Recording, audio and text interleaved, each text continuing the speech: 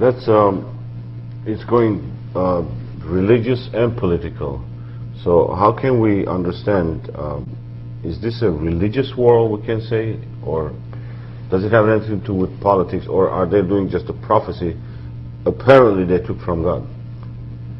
Judaism has aspects that are both political and religious. Much of Jewish literature is descriptions of laws and practices and customs which are political, and which also teach the Jews to insist on laws and practices for non-Jews. So you can't really speak of Judaism as being either political or religious. It's both, and it's strongly both. And the Messiah himself is a political figure. He's a king. It's very different from the Christian perception of the Messiah as Jesus Christ as the divine presence of God in a human form. In Judaism, the Messiah is instead a political leader who fulfills the political laws of Judaism. And all these wars are based into the Old Testament, we could say, or Talmud, which they have to do the commandments of their Lord. But there are some rabbis who are against this understanding, and they viciously fight against the Zionism. Even Zionism, sometimes it's against Jews, interest of Jews. Many anti-Semitic movements, including Nazism, were instigated by Zionists, because Zionists believe that anti-Semitism is good for the Jews because it keeps the Jews segregated from non-Jews. The greatest fear of Zionists is that Jews will assimilate, that they will marry non-Jews and lose their Jewishness. And Jews teach that this is equivalent to extinction. So they have a hatred of Jews who assimilate, Jews who marry non-Jews and lose their Jewish culture. So there has often been a struggle between Jewish populations and Zionists. But what you're describing particularly is the Satmar Natura Kartai Jews from Hungary, who are ultra-Orthodox Jews who oppose it for the religious reasons I gave. For example, Deuteronomy chapter 30 and the Talmud in the book of Ketubot, folio 111a.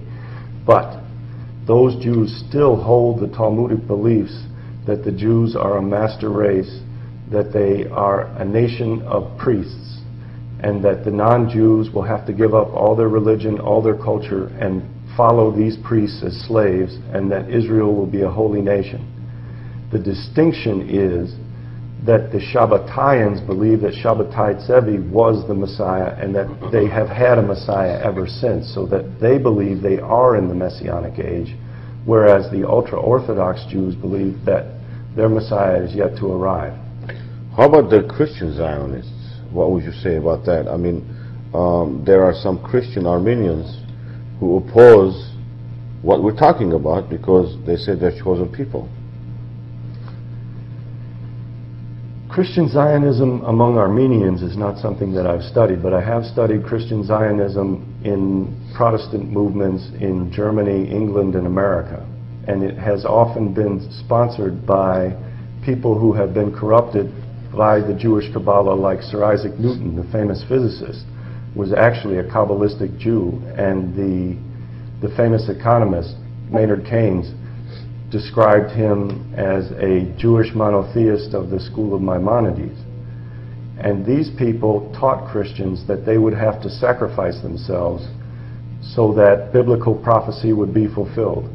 And they also taught Christians that there should be revolutions and wars which consume the earth, so that God will create a new heaven and a new earth, and Jesus Christ will return. But all these movements were financed and promoted by Jews themselves and by crypto-Jews.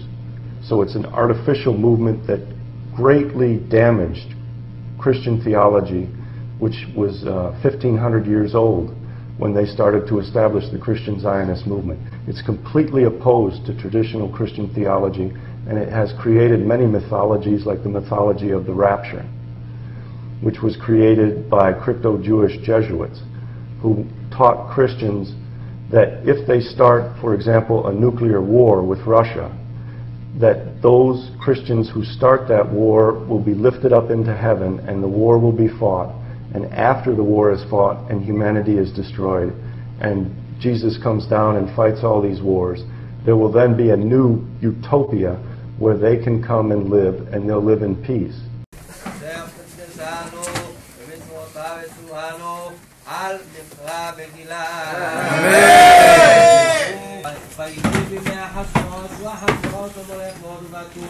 שבע ועשרים ומהמדינה בימים ההם כשבט המלך אחשוורוש על כיסא מלכותו אשר בשושן הבירה בשנת 3 למלכו לעשות כן ותאמר אסתר איש שר ואויב אמן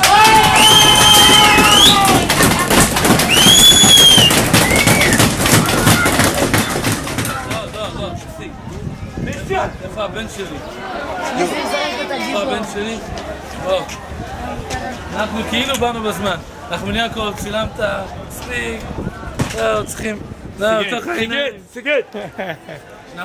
ניסי, פה לומדים כאלה, פה תירגע. תשמור לי רק בקבוקי יין. לא, לא, אל תעשה רעש, אל תעשה רעש. אני לא יודע בקבוקים. שים את זה בכיס. אני לא יודע בקבוקים. אני לא יודע ניסי, אנחנו נשב במקום שאני בא. אתה רוצה, אבל זה לא טוב. רוצה, אבל זה...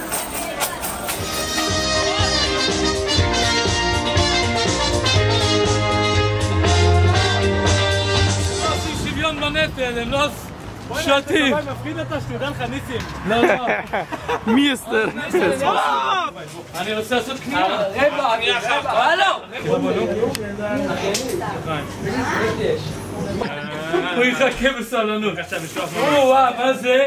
שקטשופ? אחיה, הכל בשבילי? אני לא יודע, אני יכול את כל זה לבד. בוא נשמח. אין מילים בפיצה, פיצה, איזה פיצה? טוב או פיצה ברוסית? אין מילים בפינו. להודות לך על כל שקע בסיפוק, מה? לא יודע. שאתם משקיעים בפנינו, תבחרו לראות את תודה רבה. זהו, אמן כן יהי רצון. תודה רבה. מה זה? יבש? מתוק. אני אגיד לך. עכשיו תנסה את זה. וזה יבש.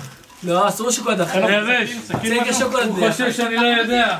זה מתוק, מתוק, הנה מתוק. יין לבן מתוק, פירותי ורענן. חצי מתוק! נו. אולי אי אפשר לעבוד.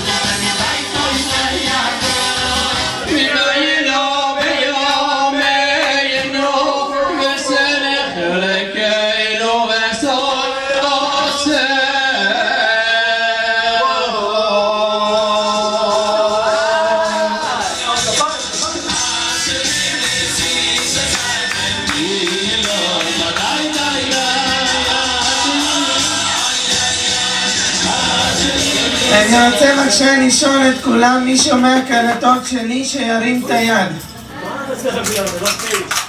כולם לא שומעים? זה חיקוי לא מוצלח שלנו. בעזרתו יתברך, חודש אלול ורחמים והסליחות. אין לי אקו. כבוד הרב, היית רוצה בבקשה, כאילו, מה זה כזה לשאול שאלה? אני כבר בת 28 ועדיין אין לי ילדים. אני אקבל על ציצית ואתה תבטיח לי בן זכר, אוקיי? סבבה. בהחלט העסקה הולכת ונחתמת, רק תקבלי עלייך גם תפילין ושפם.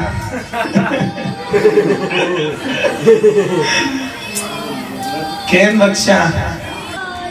הייתי רוצה בבקשה שתספר למאזין שהם שם, איך היה בבית ספר של החילונים? איך אתה עכשיו מרגיש בבית ספר של מעיין התורנים? איזה שינויים! איזה שינויים אתה מרגיש!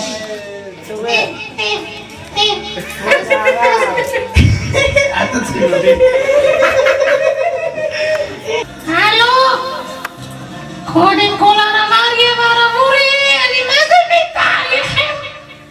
החשמונמות שלכם שינה לי את החיים. אני מה זה מתרגשת.